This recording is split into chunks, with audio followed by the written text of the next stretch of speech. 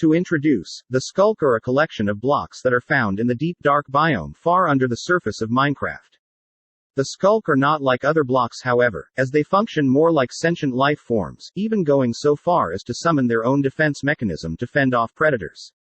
Now I'm not going to be analyzing how the Sculk got into the overworld, but rather the functions and more importantly, the evolutionary cycle of the Sculk. For the sake of simplicity, I have categorized the Sculk as a species into 3 groups. The Sculk itself, Sculk blocks and veins. Sculk expanders, catalysts. Sculk defense, sensors, shriekers and the warden. First of all, let's cover the Sculk itself. The Sculk categorization is made up of 2 blocks, Sculk blocks and Sculk veins. First of all, I think it's an odd detail that Sculk veins are called Sculk veins, and not vines. Veins are the things that carry blood throughout the inside of our bodies, so could these Sculk veins be functioning as something similar for the Sculk? As for the Sculk blocks, the only odd function that I noticed about them is that they drop EXP when broken, as do other Sculk blocks.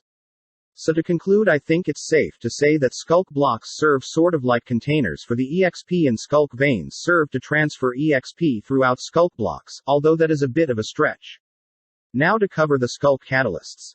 As you should already know, Sculk catalysts spawn more Sculk when a mob is killed near one.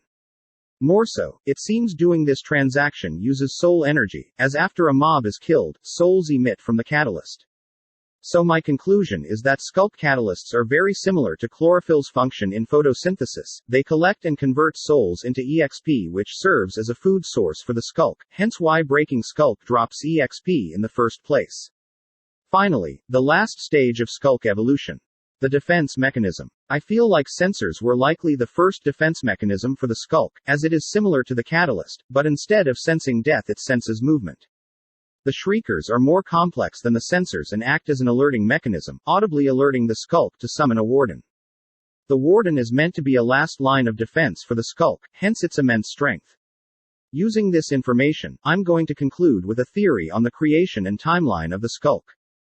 When Sculk first manifested, it was likely due to high levels of EXP in an area, and Sculk began to grow like a fungus.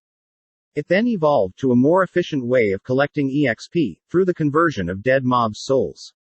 It soon began to spread throughout vast underground cities, and the people there began to interfere with the Sculk, hence the abundance of hoes in the loot of ancient cities.